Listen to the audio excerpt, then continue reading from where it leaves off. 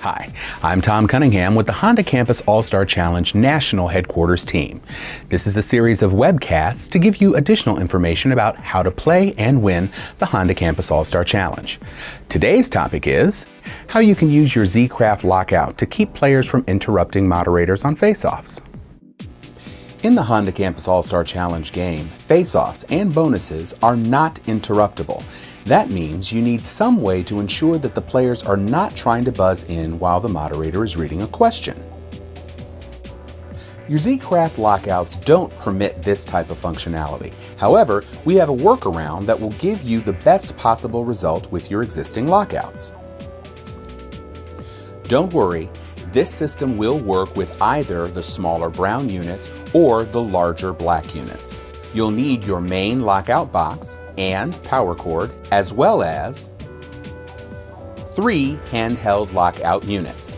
One of them should be a different color. Now we're going to get started with the setup for our lockout system. I've placed the lockout center control panel facing back so that you can see. We're going to start by plugging in the moderator's lockout module in the center position. Now that it's rung in, you can see that it's working, so we're going to clear that.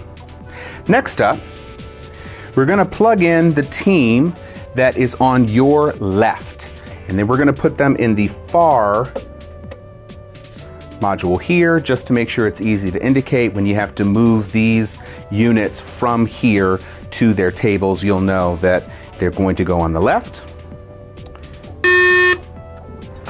And then finally, we take the team that is going to be playing on your right and we plug them into the far position on the right.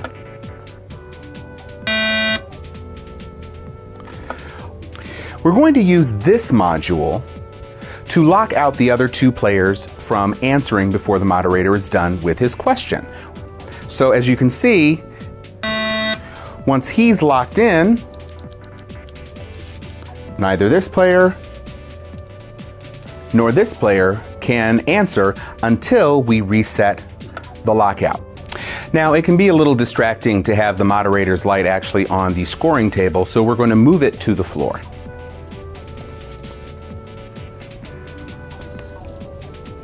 As you can see, the moderator can still hold his toggle paddle and ring in to lock out.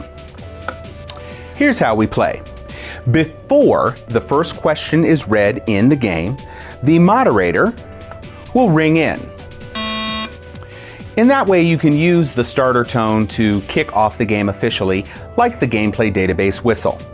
Now that the players are prevented from buzzing in, the moderator proceeds with the question. On July 4th, 1776, one of the most important documents in the history of the United States was signed. What is it?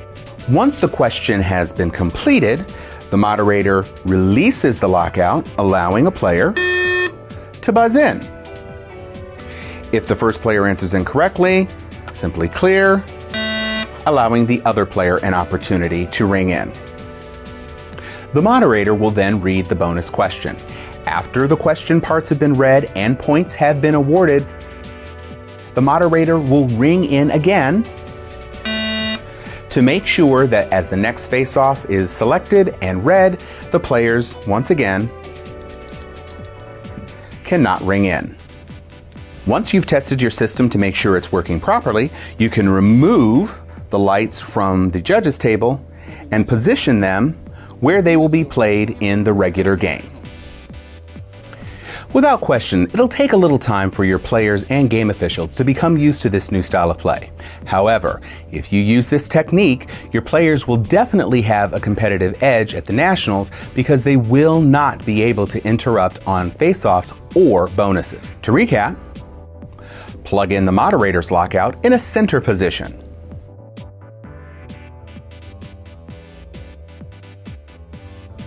Then plug player left and player right in the extreme opposite positions on the back of the lockout. Test to make sure everything's functioning perfectly.